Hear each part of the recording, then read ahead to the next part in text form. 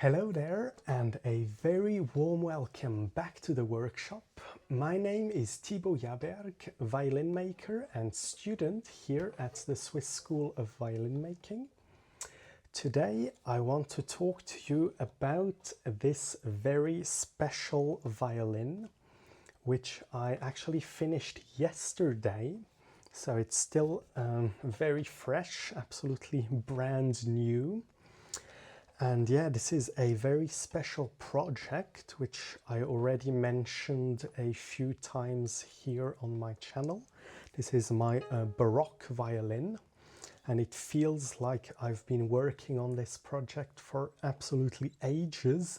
And in fact, it's true. I just read in my notes here that I started this project in April 2024.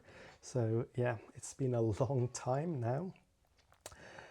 But yeah, for one, a lot of other things came in the way of this project, but also the project itself was pretty big and took on its own already quite a bit of time. And yeah, I did a lot of research into this project, and yeah, building this Baroque violin has also been a fairly complex task. But yeah, yesterday I was able to string it up for the first time and play it for the first time, which was very exciting because a lot of what this project is about is obviously the sound of this violin. So now let me talk a little bit to you about what this project is all about. So basically the aim of this project was very simple. It was basically, I basically asked myself the question of how would a violin have sounded in Venice in the year 1740. So it's basically just this question, and then I tried with like the possibilities that I had. I tried to get as close to what I think would have been a violin in Venice in the year 1740. So yeah. For this, I obviously had to find a lot of like reference instruments, and that's also the reason why I chose 1740, is because I found a few interesting reference instruments around that period of time. And yeah, and then I just did loads of research, and then I built this very authentic Baroque violin according to what I found during my research. Maybe I'm gonna start with, for the people of you who are not so familiar with what a Baroque violin is, I might talk a tiny bit about what makes this violin a Baroque violin, and then I will talk more in depth about why this Baroque violin is a particularly authentic replica of a Baroque instrument. So yeah, first of all, a Baroque violin is obviously, when we talk about Baroque violins nowadays, they are most of the time modern instruments, like made in our time, but meant to be played in a Baroque style. So the most important aspect for this are the strings. We have here pure gut strings, and for the G string the gut is wound with silver to make it heavier, so that we don't have to have a very thick string, but they are still essentially all pure gut strings. And then they are normally played with a Baroque bow, which is like different to the modern bow, and then played in a Baroque way, or like obviously the way we think today that they used to play in Baroque times. So what we call like a historically informed performance practice. And nowadays you also often see people using essentially modern violins built in a modern way, but with gut strings, perhaps a Baroque bridge, maybe a Baroque fingerboard as well, or like a mixture between a modern and a Baroque fingerboard, and then just playing Baroque music on this. And this usually works perfectly fine. But in this case, I went obviously a lot further than just having the gut strings. So obviously, like on a standard Baroque violin, you would also usually have a Baroque bridge. This here, I hope you can see it more or less well, is a Baroque pattern of a bridge. So fairly different to a modern pattern. Then we also have the fingerboard, which is wedge shaped at the central part here, a lot thicker than a modern fingerboard. And we have the neck, which is fixed onto the violin using nails. And it's also fastened at a more or less 90-degree angle to the ribs. Usually nowadays we have on modern violins, we have like the angle pointing back, like the neck pointing back and the fingerboard being straight. But here we have the neck straight and we have the wedge shape of the fingerboard giving us the required angle for the correct bridge height. So yeah, that is essentially what makes a violin a Baroque violin, what we call today a Baroque violin. It is the strings, the bridge and the fingerboard, and usually the neck, which might be nailed onto the body. However, nowadays you also often see people building Baroque violins where the neck is set into the body with a dovetail joint, just like you would do on a modern violin. Also, usually the tailpiece is usually fairly different to a modern tailpiece, and this here is quite a classic Baroque pattern for a tailpiece. So like a bit wider and flatter with a flatter curve to it, and just holes, very simple holes in there to pull the strings through, and no bridge or anything. Also just two holes to fasten the tail gut. A very uncomplicated system. So yeah, that's what makes it a Baroque violin. And now what sets this apart from other Baroque violin, and which was basically or like the things which were basically the reason for this project and what this project was all about, is a few things, mainly inside. So I try to do as much research as I said on like historic examples, and I found that one fairly typical thing of Venice around this time was that they used very thick tops. So the top or the front of this violin is very, very thick. In like the thickest parts, it's actually almost 4 millimeters thick. And that is, at least 1 millimeter thicker than violin tops nowadays. And yeah, this obviously helps to recreate this special sound, which I assume is probably typical of that time in Venice. And then I also used a bass bar. The bass bar is a copy basically of an original bass bar, which I found documentation of. An original bass bar by Pietro Guarneri from about 1750. So it's more or less close to the period I was aiming for.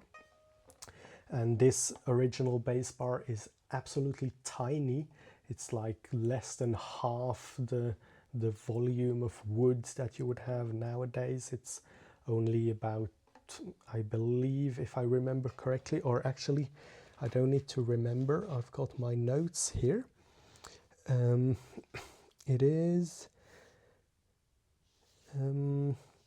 wait, where did I write down the name? Yeah, the measurements are, it is 7 millimeters high in the middle and 4 millimeters thick, basically, or yeah, 7 millimeters high and 4 millimeters wide, and it tapers down at the ends to about 2 millimeters wide, and also the height tapers down to 0. So it is basically super thin. Like I sort of jokingly with my classmates at school here, we like jokingly called it the Baroque or the Venetian toothpick, because they laughed at me and said that it would probably never sound with such a tiny bass bar. But so far I think it is like definitely, or like very far from not working. I think it's very interesting to have tried out this very authentic thing. And then, yeah, I should talk about the main sort of pattern of this, the main model, like the outline of the body for this violin, as well as the main inspiration for the scroll, and that is Santo Seraphin. I had access to documentation of 2 different Seraphin instruments. Once the 17 or the circa 1746 ex Zighetti Seraphin, and once a Seraphin instrument from 1739, which I had mainly for the scroll as inspiration. And yeah, also the F-holes, they are fairly typical Seraphin F-holes. And yeah, so that's like the main inspiration for the outline of the body. Also for the archings, I had plaster casts of the ex Zighetti Seraphin. So the archings are very closely based on Seraphin. There are very, very high archings and fairly pinched, sort of Amati style archings, if you want. And also the ribs is one interesting thing. The ribs are extremely thick on the original Seraphin. I don't know if I still have this written down somewhere. Oh yeah, the original thicknesses of the ex Zighetti Seraphin are between 1.2 and 1.4 millimeters in the C-bout, and the upper and lower ribs are between 1.6 and 1.9 millimeters. So that is almost twice as thick as a modern standard rib. And I actually recreated those thicknesses, and I just wanted to, yeah, because I was curious to see and hear the influence of such ribs. And I can tell you it was pretty much a nightmare to bend. It's really not easy to bend such thick pieces of wood, and it's like fairly deeply flamed. Like not incredibly deeply flamed, but pretty deeply flamed. So it was not easy to bend, but I somehow managed. And yeah, so what else do I need to mention? Yeah, I tried to make the neck also as authentic as possible. The neck is very thick and sort of somewhat V-shaped in this direction here. It's like sort of quite V-shaped like this. And this, I found some sources saying that this should help to play the violin in a Baroque manner, without the chin rest and without the shoulder rest. Because if you have a fairly thick neck, then you sort of really have the neck being able to rest in your hand like this. And this supposedly is supposed to help like shifting positions without the chin rest and shoulder rest. Yeah, so far I can't really judge whether this has worked, but soon I will be able to show this violin to some professional musicians, to some Baroque musicians as well. So we'll see what they have to say about it. But yeah, so that's basically yeah, what I did. So yeah, the aim was just to find as much historical information as possible and to follow it as closely as possible. And this hopefully gives us the sound which somebody, perhaps Antonio Vivaldi, would have heard in Venice around 1740. So I'm sure you are all now very curious to hear this violin. So I will try to play a few notes on this. I'm not at all used to playing Baroque instruments, but yeah, I will do my best. For this I will take off my mic again, because I think it's too loud when it's very close to violins. Not even sure. I'm gonna put it away, and I've got a second mic just below the camera which should hopefully pick up the violin nicely. So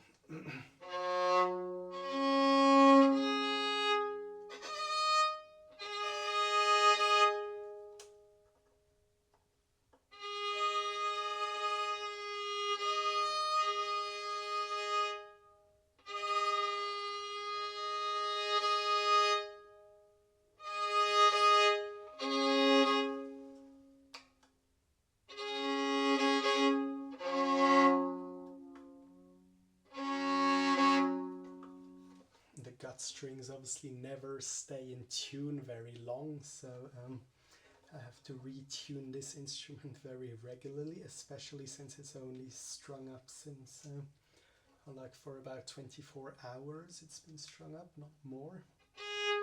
So yeah.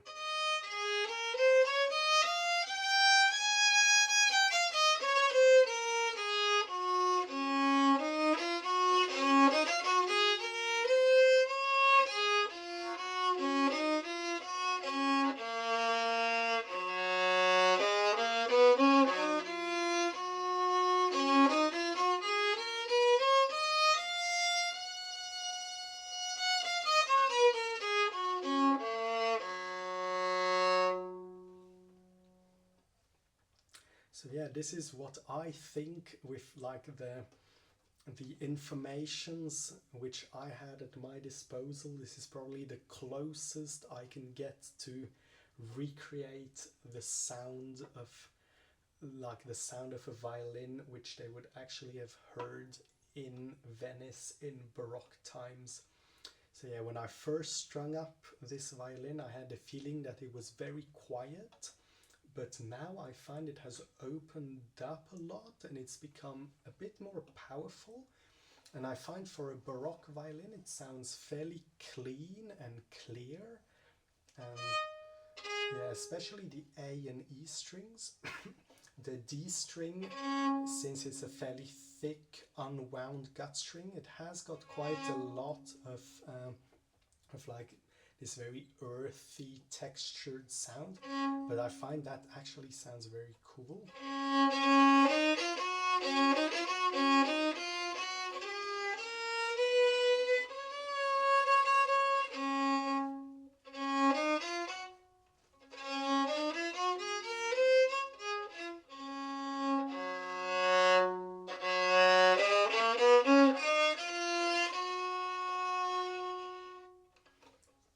So yeah, I hope the sound comes across well on the microphone.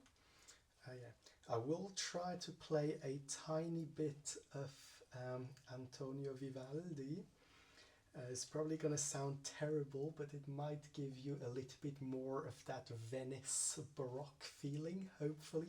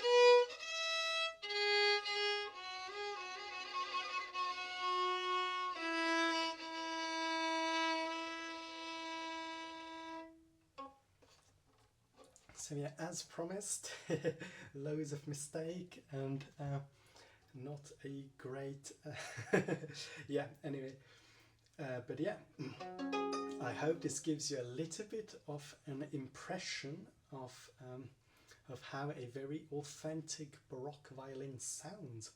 So yeah, for me this has been a super interesting project. Yeah, it's been one of my main projects here at school for the last almost 1.5 years basically. And yeah, I'm really happy that yeah, I finally was able to hear this sound, which I think is a authentic sound from Venice from 1740. So yeah, I hope you enjoyed the video, and I will see you very soon in my next video. Take care everybody, and goodbye.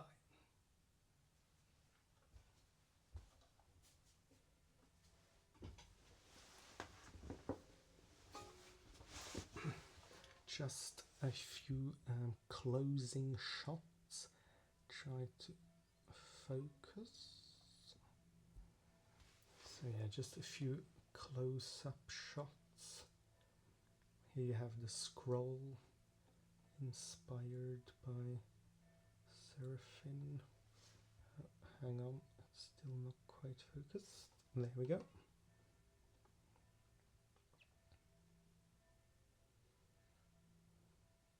I quite like the scroll.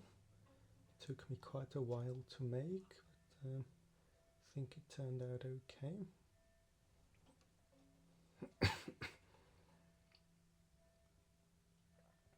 Here you can see the fingerboard with this very big wedge shape. We actually have the same projection angle, so the fingerboard basically points to the same place as on a modern violin, which means we have the same bridge height as a modern violin. It's actually a myth that Baroque violins used to have lower bridges than modern ones. Like, what is true is that they were less standardized, the bridges back then, and they had some bridges that were lower than modern bridges, but they also actually had bridges that were higher than modern bridges, and they had a huge amount of bridges that were basically the same height as a modern bridge. So yeah, that's the Baroque pattern of the bridge, and also the Baroque style tailpiece.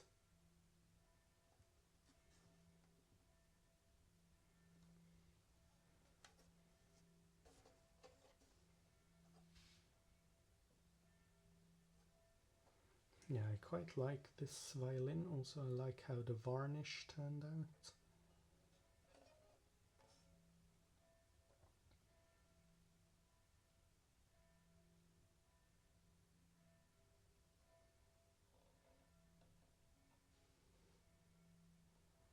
So yeah, hope you like this violin as much as I do.